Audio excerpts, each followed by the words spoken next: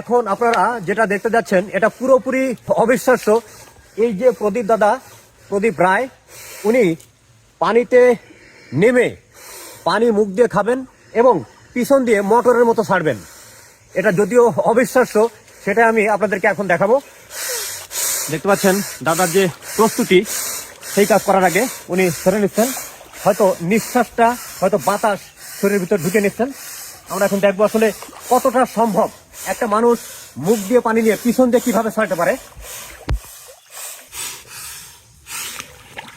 দাদা ডুব দিলেন, দেখি এরপর কি করেন।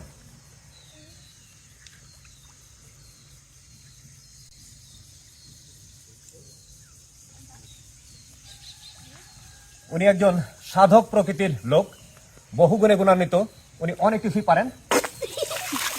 দেখেন একেবারে অবিশ্বাস্য।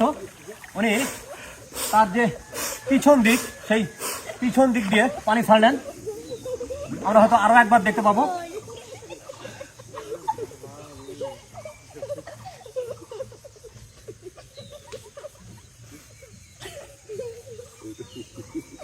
এটা একজন সাধারণ মানুষের পক্ষে, ও নো, দেখতে পারলেন, এটা একজন সাধারণ মানুষের পক্ষে আসলেই অসম্ভব।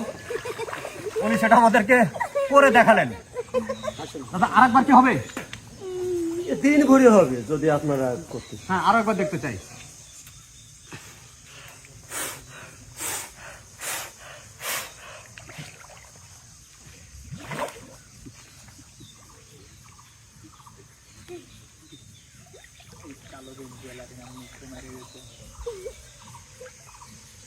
জানি না আমার গায়ের উপর এসে পড়ে কিনা।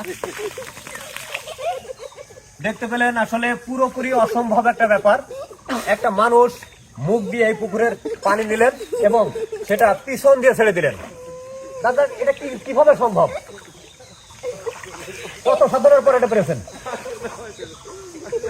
এত বছর ধরে এটা আমার এক জামাই ছিল, সে অনেক সাধনা আর অনেক মহাপুরুষের জীবনী পড়েছে, পড়ে এইগুলো করতো, নিজে দেখেছে। তখন আমি তার মাধ্যম থেকে, তাহলে নিশ্চয় একটা কোনো আছে, তাই আমি সেখান থেকে শুরু করেছি, তখন এটা সম্ভব হয়েছে। কত বছরের সাধনা? এ প্রায় 30 বছর হবে।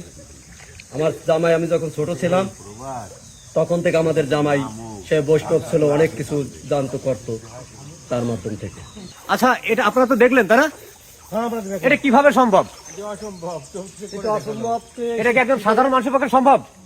সে একজন মানুষ, যেহেতু এটা তার পক্ষে, মানুষের পক্ষে এটা অসম্ভব। তার মধ্যে কিভাবে এটা সে সম্ভব করতেছে আমরা সেটা বুঝতে পারছি।